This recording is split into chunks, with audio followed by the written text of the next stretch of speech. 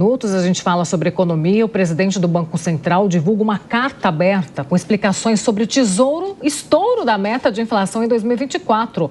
Álvaro Noceira. Com alta de 4,83%, a inflação estourou o teto da meta em 2024, que era de 3%. O limite seria considerado cumprido se ficasse em um intervalo entre 1,5% e 4,5%. Toda vez que a meta ultrapassa a previsão do governo, o presidente do Banco Central é obrigado a publicar uma carta aberta com as justificativas. Um documento encaminhado ao ministro da Fazenda e presidente do Conselho Monetário Nacional, Fernando Haddad, Gabriel Galípolo afirmou que a inflação em 2024 ficou acima do intervalo de tolerância em decorrência do ritmo forte de crescimento da atividade econômica, da depreciação cambial e de fatores climáticos. Portanto, a inflação envolveu uma gama ampla de fatores. No sentido contrário, destaca-se a queda do preço internacional do petróleo no segundo semestre do ano. Na carta, o Banco Central destacou que o comportamento do câmbio está relacionado não só a uma questão global de valorização do dólar.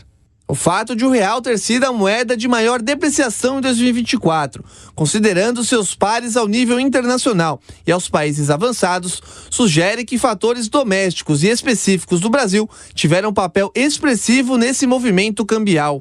De 2023 para 2024, a cotação do dólar saltou de R$ 4,90 para R$ 6,10, com variação de 24,5% e queda do real de 19,7%.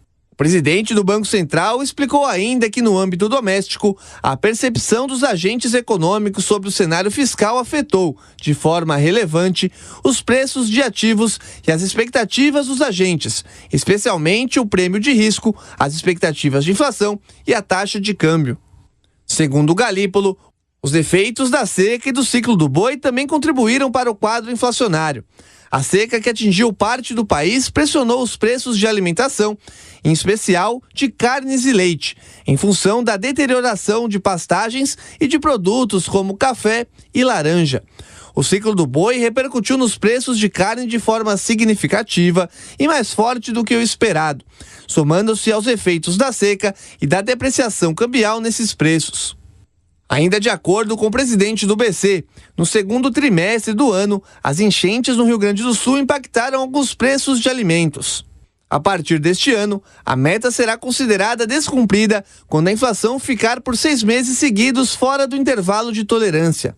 Na carta, Gabriel Galípolo prevê que, de acordo com as projeções do cenário de referência do relatório de inflação de dezembro, a inflação ficará acima do teto da meta até o terceiro trimestre de 2025, entrando depois em trajetória de declínio, mas ainda permanecendo acima do limite. Gabriel Galípolo assumiu a presidência do Banco Central no último dia 1º, no lugar de Roberto Campos Neto. Em 2024, ele era diretor de política monetária da instituição e participou das reuniões que decidiram elevar a taxa básica de juros para 12,25% ao ano, como forma de tentar conter a inflação. Para esse ano, o mercado financeiro projeta uma inflação ainda mais alta, de quase 5%. O teto é de 4,5% e, portanto, a perspectiva é de mais um estouro em 2025.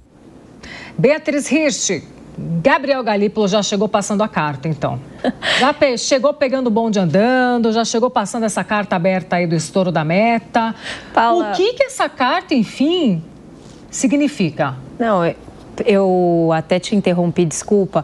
Eu ia explicar para a nossa audiência que essa carta, na verdade, ela é obrigatória.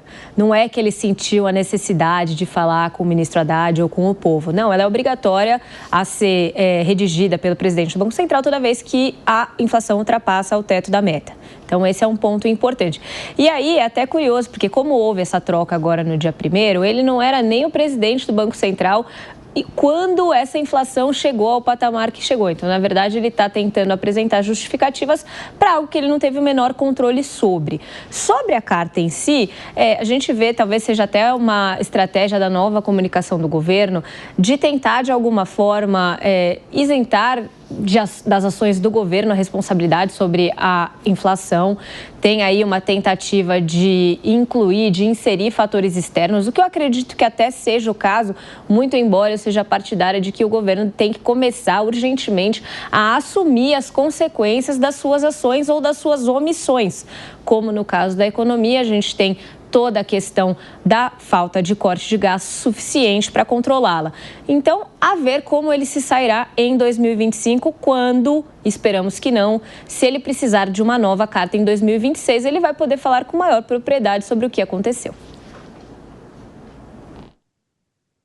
O que fica muito claro é como que a presidência do Banco Central, agora que está autônoma, né, uma autonomia recentemente conquistada, é complicada porque ele é o responsável em responder oficialmente ao Estado brasileiro, né, no caso ao governo, porque que a meta que o próprio governo estabeleceu não foi cumprida. Houve esforços claros, né, do qual o Galípolo participou, porque fazia parte do Copom, né, pelo menos nos meses anteriores, que visou justamente elevar a taxa de juros, justamente para conter a inflação. Não houvesse esse movimento de elevação das taxas de juros, o estouro da meta teria sido muito maior, né? Então, o Banco Central não tem muito o que fazer, a não ser reagir à boa ou má disciplina fiscal do governo existente. E esse governo está mostrando reiteradamente que não tem muitas preocupações nessa natureza, né? As despesas se elevaram bastante, isso pressionou, né, o real em relação ao dólar. O real foi a moeda, isso é apresentado na carta, né, do Banco Central. O real foi uma das moedas que mais se desvalorizaram frente ao dólar ano passado, e isso pressionou os preços. Então, o governo tem que tomar uma decisão séria e responsável de conter os gastos para tentar atingir a meta que deve ser estourada novamente este ano, como está colocado na carta que o Galípolo divulgou.